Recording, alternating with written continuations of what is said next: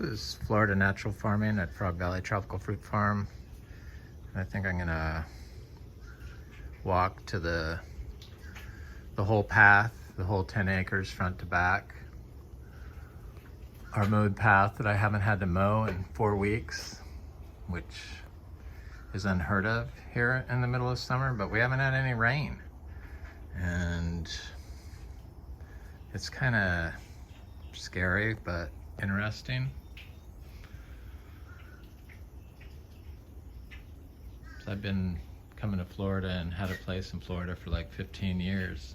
Lived here continuously for almost 12 years. Is it 12 years? Yeah, it's probably 12 years now. And 2011, yeah.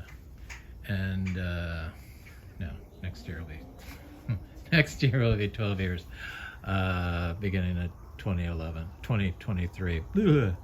Anyway, so, and I've never seen it not rain here in the summer like it's doing this year. I think we'll talk a little bit about the strap leaf, like belt leafed Anthuriums. Just show you some of them I have. I'm obsessed with these rare aroids. I got them to plant out in the orchard floor. It started with this Monstera deliciosa alba half node that started turning green because I didn't have it in enough sun.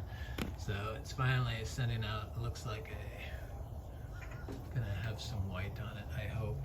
More white than that. I know it's possible. So the stem on it has been getting more and more white. You know, the main spot where it sends off new growth. They look good. They're cool. The Monsteras really seem to be aggressive. I see why they're called Monsteras. And the epiprenum, it's Monstera acacoyagensis.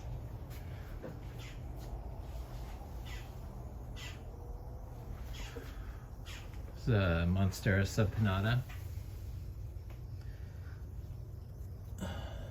I love it.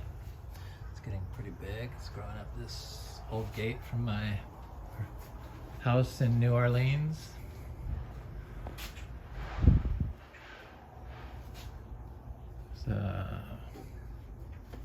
Anthurium pseudospectabile. These are the strap leaf ones, you know, the ones that like grow long and hang pendant like. This is a new leaf on it. This is a new leaf on it. This is Philodendron Vitarifolium.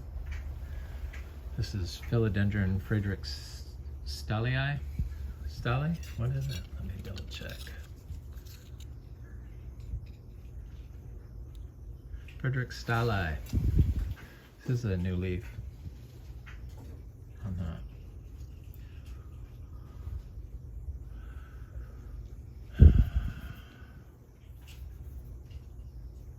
This is Philodendron padiliforum. Or Anthurium padiliforum, if I've been calling them philodendrons. Oops. This is a new leaf on the the Anthurium Vitarifolium. They seem to be okay in the heat. This is Anthurium pseudospectabile.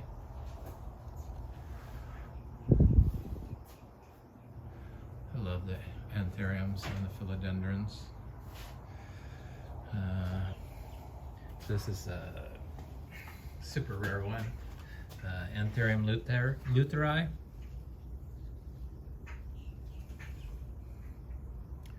It's got a new leaf forming. Oh, and then this is Anthurium ernestii. Is that it? It was a tiny little, no, bakeries. Why did I say ernestii? Anyway, pull it together. So some people think that I'm like anti chop and drop. I'm just anti-work, and this is natural farming. So one person's dogma is not something that we're gonna try to replicate. We try to replicate nature, and obviously we have all this carbon. We have carbon that drops, but people are still under the misunderstanding that you build soil with chop and drop. Most of the chop and drop winds up as carbon dioxide, doesn't mineralize.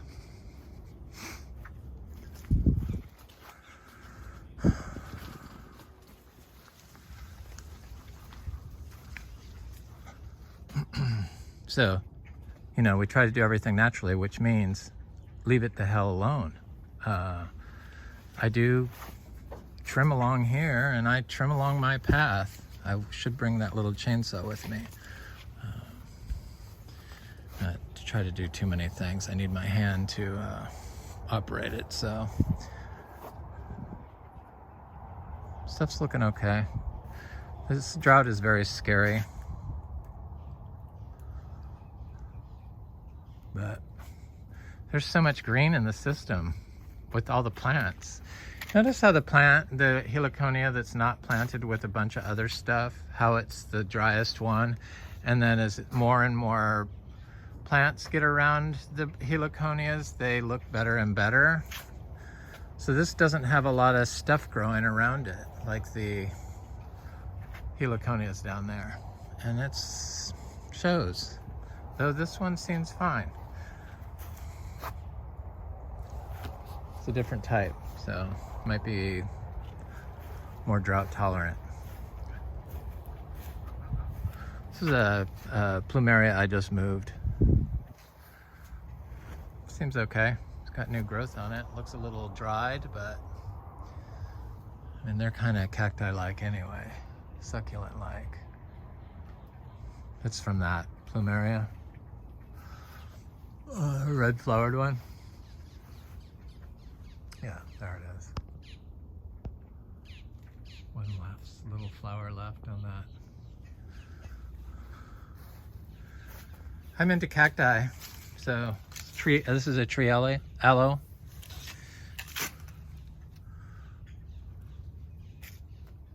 Or have been into cacti. This is a calancho from that. Love the shadows that the plants make on the walls.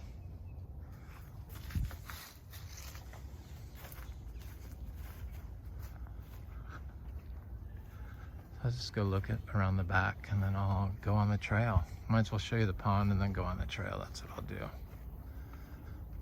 Well, stuff looks okay. Supposedly we're gonna start getting rain now. Some of these things don't look that good.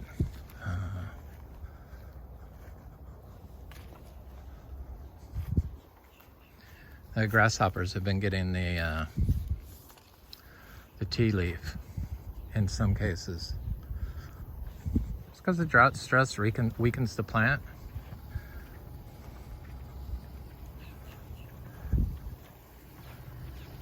All this stuff. This blue stuff used to grow along the freeways in Southern California, and like LA during the 80s. It's pretty drought tolerant. Last time I was there, it was just trash and dirt. It's horrible.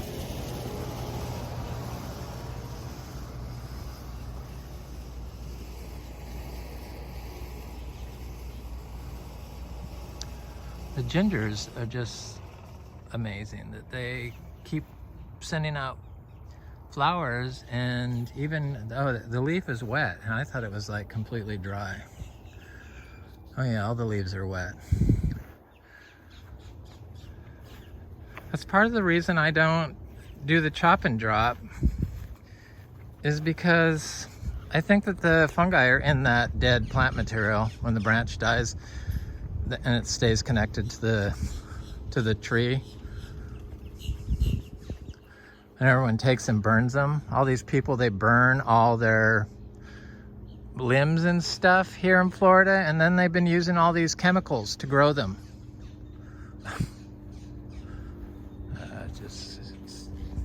Some of the stuff they do here in Florida is just crazy.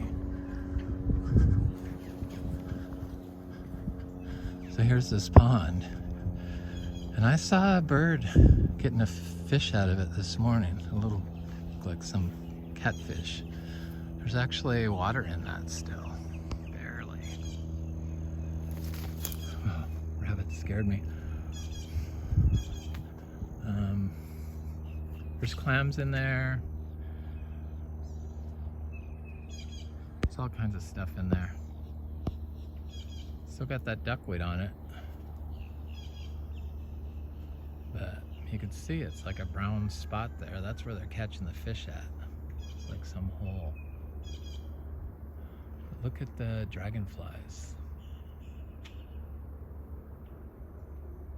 I haven't seen any dragonflies anywhere except for at our house this year. In Florida, usually there's huge giant swarms of them. Probably in Naples where they've been getting rain, they have them. But where we haven't been getting rain, over here, I haven't seen any.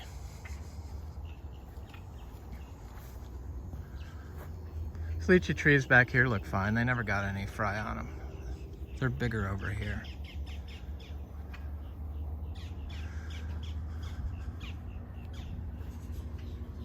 Yeah, look at this chop and drop. I mean, that's all from the drought. So I didn't even have to do anything. Nature does it for me. I love that. It's just, but I have done it. Those branches are from me dropping them there. I throw carbon like to get in my path along here. So there's a lot going on, but when this stuff breaks down, that's not soil building. The stuff that's left over, that's called compost, basically. And it needs to break down further, and then part of it will mineralize. You want it to turn over really quick. You want it to like get eaten up in the system real quick.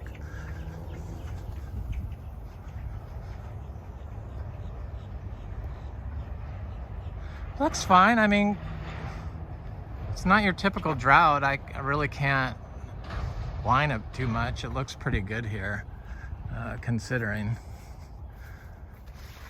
nothing's been watered in ages. But since we are near the water, the ocean, we do get moisture in our air. I believe branches that are still connected to the tree, the living tree, can capture moisture, and the tree can harvest that moisture. It's all nature recycles everything. We kind of disturb systems, natural systems. So if I went and did chop and drop from this all the time, I would have to like walk all over the ground here, which would compact the soil.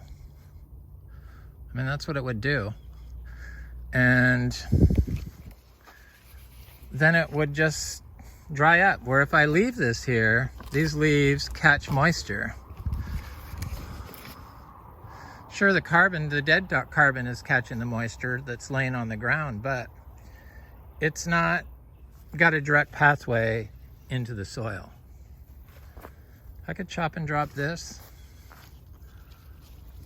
This shows me how healthy my system is. So it's all needed, all that stuff. I mean, look through here. Does it look like I don't do any chop and drop? All those piles are piles of manure. I apply wood shavings every day, year round. Pine shavings. I just don't overwhelm the system by applying huge amounts all at once in great big piles.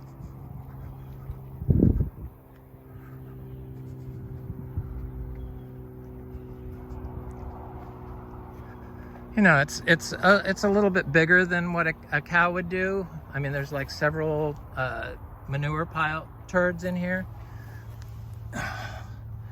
And this is the wood shop, the pine shavings. But I'm putting carbon in the system every day, and so are the plants. So it's just a different way of doing it. People have different methods. I combine aspects of syntropic agriculture. I combine aspects of other modalities like permaculture. But this is a fruiting cacao tree, fruited 5 years from seed, dry farmed. It's not showing any drought stress whatsoever. And I saw flowers on it still. When I walked by, yeah, there they are. When I walked by it yesterday. So it's flowering again. We're gonna have fruit on it this year, drought or not. Not too worried about it. There's the flower. You gonna do it?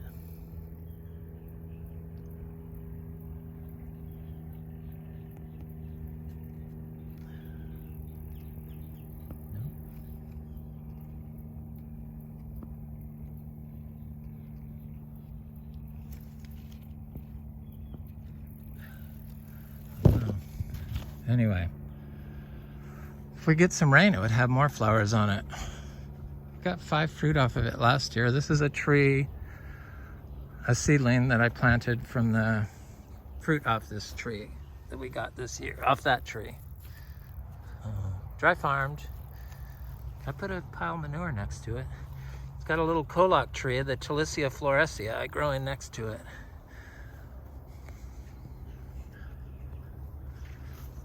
This African peach tree is looking good. So, stuff looks good. This syzygium, the rose apple, looks more haggard than this one. It's not dropping any leaves, it'll be fine.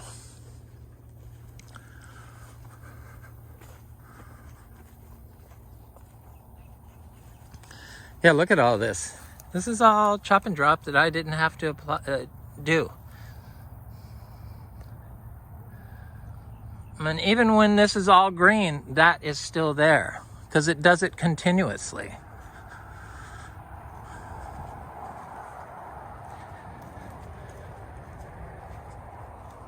People like to just, they think if they're not doing a bunch of work that they're not, that they're not doing anything. But all we tend to do is disturb systems.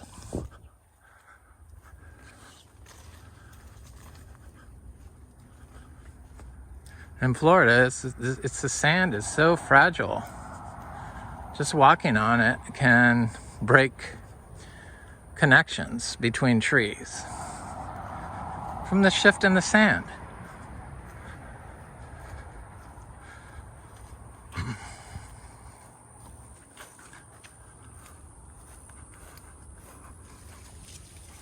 Stuff looks good. I'm not worried about it. This black sapote tree has always been a poor producer, this particular one, but it had a lot of flowers on it, but I don't really see any fruit. It's got a little bit of leaf drop, but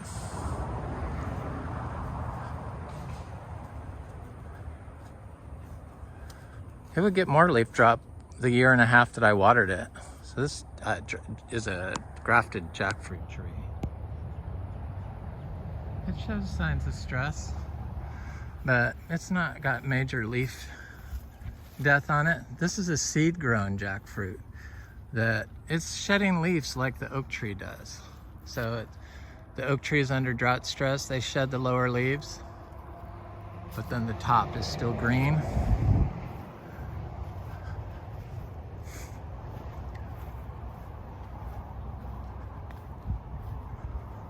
Most of our jackfruit's seed grown. I want to look at some little citrus that I planted here from our citrus trees. If they didn't dry up, I'm sure they didn't. I just can't see them. Oh, here they are. Right here. The citrus leaves, they close their leaves during drought stress. Had one leaf open.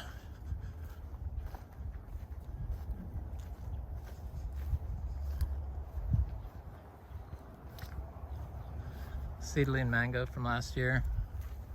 It's showing a little drought stress. Look at all these cassavas.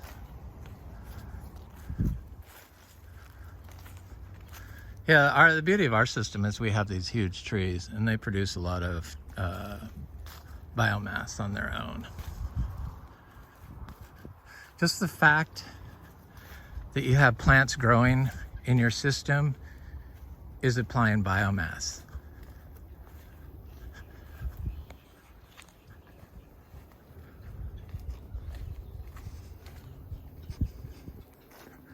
Leaves die. They get recycled naturally. Probably a lot of the nutrients go back into the plant that it's still connected to. I don't know that for sure. Here's a oak tree that's got drought stress. See, the top leaves are just still there. That's what they do. Parts of them will die, parts of them will live. So,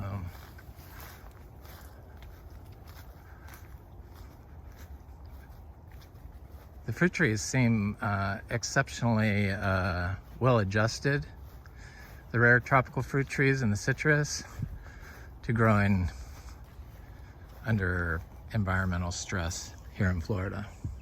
And look at our citrus. Totally clean, no disease. A little bit of leaf curl, it looks like, but not very much. Seed grown. There's some lychee trees. There's a citrus that's got drought stress. That's what they look like. I don't know. I don't really see it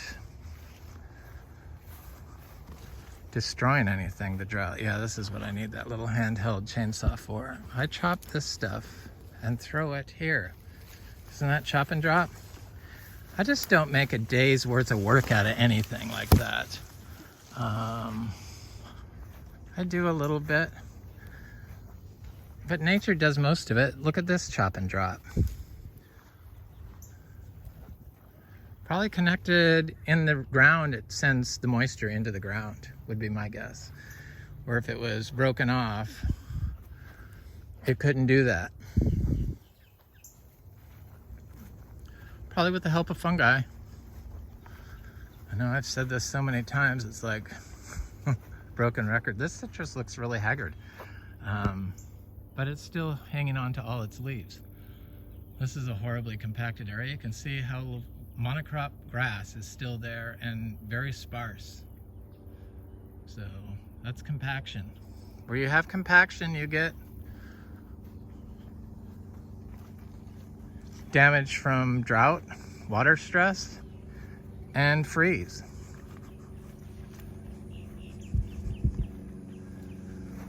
Trees that grow in those areas are more likely to freeze. So now I'm on the back 5 acres. I've got a cow pasture. Look at all those wasps.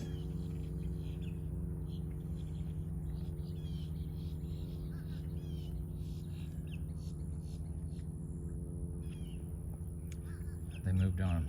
So people mow all over everything, and then they don't, there's no home for the insects, and then they don't get the natural chop and drop from just a natural orchard floor.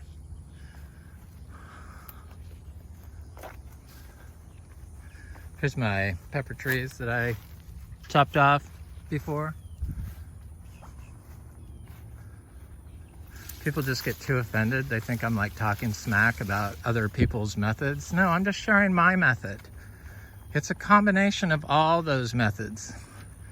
Modified, I don't even like doing the biodynamic dogma, the preps. Totally unnecessary. So it's not like I'm picking on one person.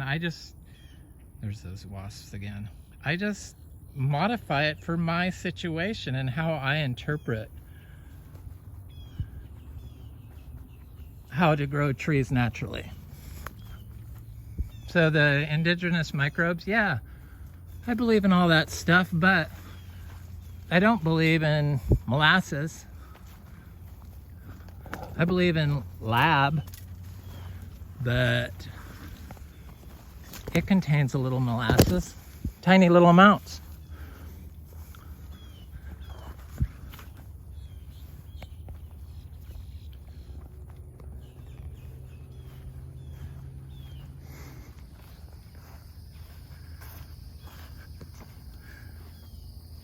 The mangoes look really good. Naturally farmed mangoes in Florida are so easy. Look at all those bees. Those are wasps.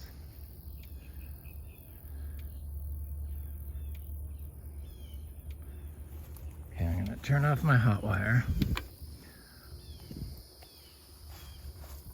Chop and drop.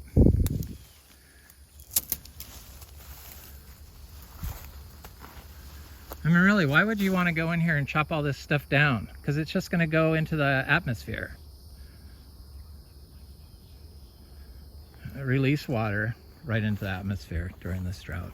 So it just doesn't make sense to me because it's happening naturally. And it's happening the way nature intended it to happen. It doesn't need any help from us. That probably is not going to build soil if you chopped it down. But if you leave the plant root in its natural state, it probably is more likely to become mineralized carbon if it gets captured by fungi.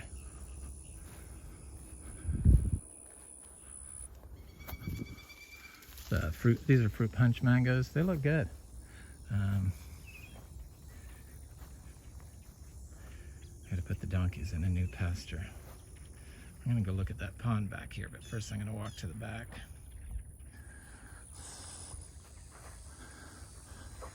This is all horse pasture for 50 years back here. And they used to mow it all the time. It had some major standing water issues. It's a Valkyrie tree. That was one of my favorite mangoes last year. It did not produce this year, but these trees got hit hard by freeze. There's still leaves that got frozen by the tree, or by the tree, on the tree.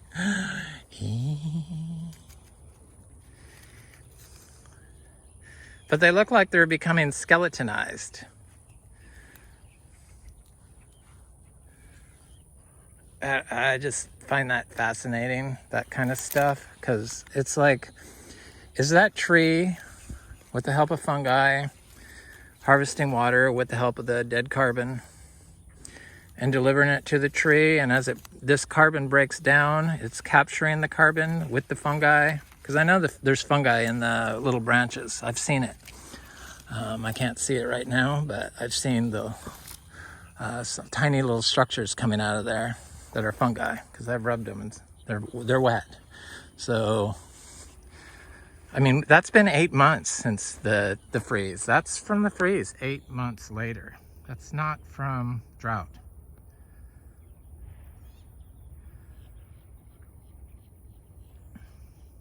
If it had been raining, it would have all got broken down faster. But none of this carbon should be here, this brown carbon, this time of year. This should all be green. But look at all that chop and drop. I didn't even have to do a thing.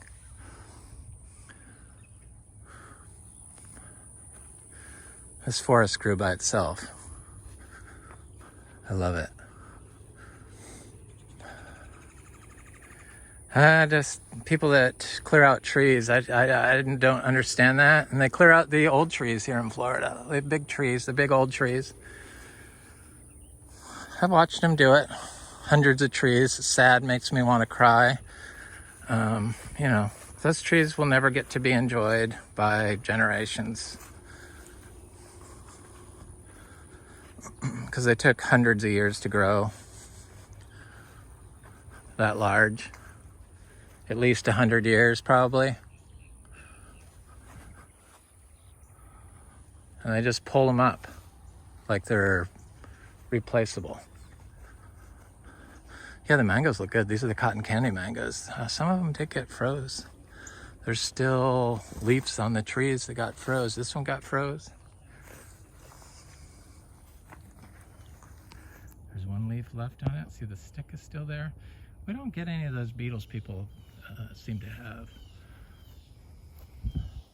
have fungi in ours. And see back there, that dead tree right behind that mango, right there, right in the center. Those are leaves. Cotton candy mango. There's a cotton candy mango. Some froze, some didn't, just like the drought. But the drought doesn't seem to bother the mangoes. None of these mangoes have ever been watered. They were planted as 3 gallons.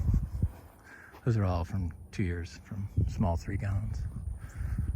It's the ice cream mango. This is 5 years. It's a pretty big tree.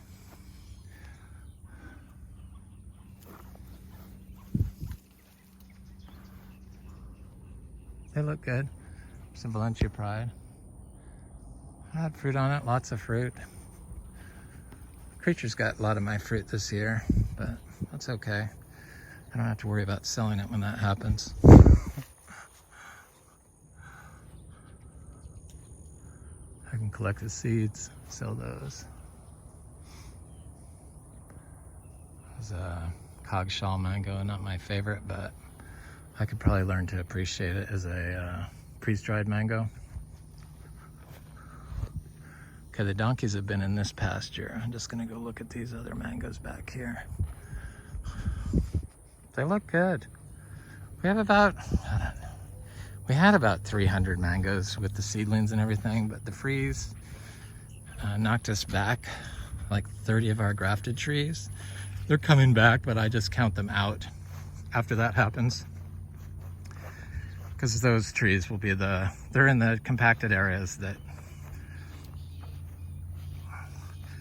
so there's quite a few mangoes back here. They look good. I had a cashew back here that got frozen. These mangoes back here did not produce a lot. The pickering did, but yeah, here's a cashew. Looks okay. Growing next to this Caesar weed. Looks healthy. Stuff looks healthy. Stuff looks healthier back here in what was all pasture, horse pasture for 50 years. So the donkeys are in this pasture right here. I had another pasture back here in the back that I started planting stuff in, and the neighbors that built the house over there decided to spray glyphosate all along the property line and on trees on my property. So I did a video of it. I told them. They got upset, but that's my whole issue with the organic certifiers. Why didn't they send a letter to those people when I told you as soon as they did it, what they did?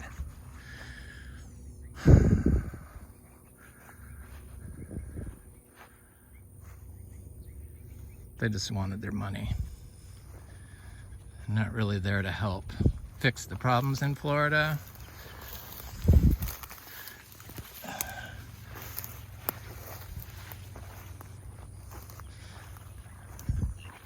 Okay, so this pasture is like done eating up. It's got some big ass trees in here. Look at this big cedar tree.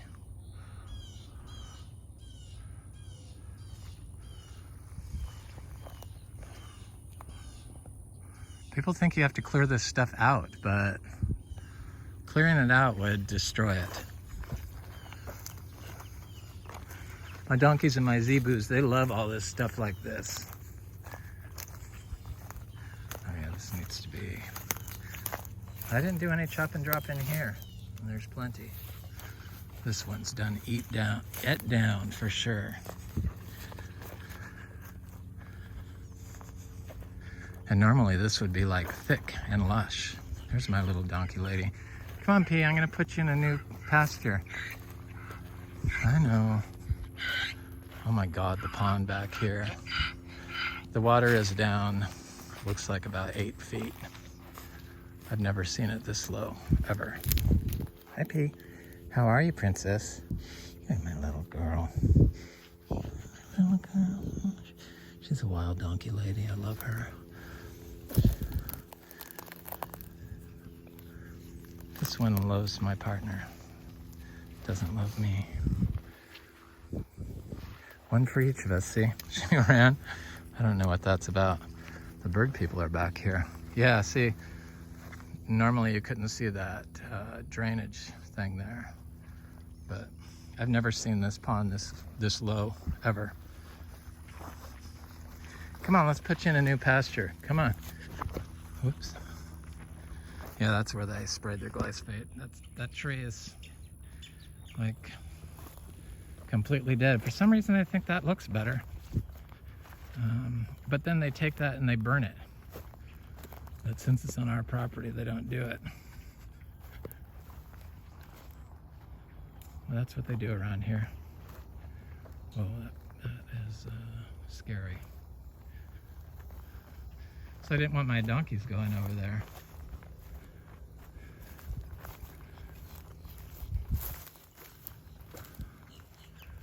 And eating the weeds from around the glyphosate. So look at this oak tree, is like obviously suffering drought stress. It's natural, right, P? Right, Kay? Oh, I know, you love me, huh? You're my little princess. You're my little princess, aren't you? I love donkeys. Love them. She likes to chase the cows, though. I think she gets jealous of them. She'd follow me all over the place if I let her. All the time. My partner says, she can't even see me. I said, no, I know, she only loves me. Okay, so, no, this is not the one I want. It's this one. Yeah, it looks like it's they're luscious. You could see grass in here. This is why you do rotational grazing. So they know they want to go in there. Gotta undo this.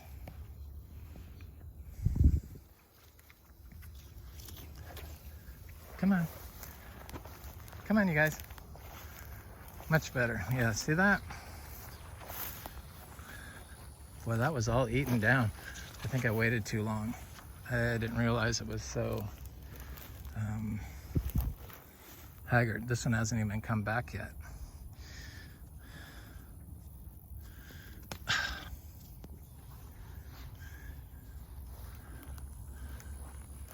Let's go look in there and then I'll end the video off. Or end the video. Yeah, there's still lush green grass in here, lots of it. So that's amazing. Florida's amazing, I'm telling you. This is why you rotationally graze your livestock here. I think I'm the only one that I've seen do it around us. I know we're the only ones that don't mow that I've seen. Anyway, it's Frog Valley Tropical Fruit Farm. Hope you have a beautiful day. Pray for rain.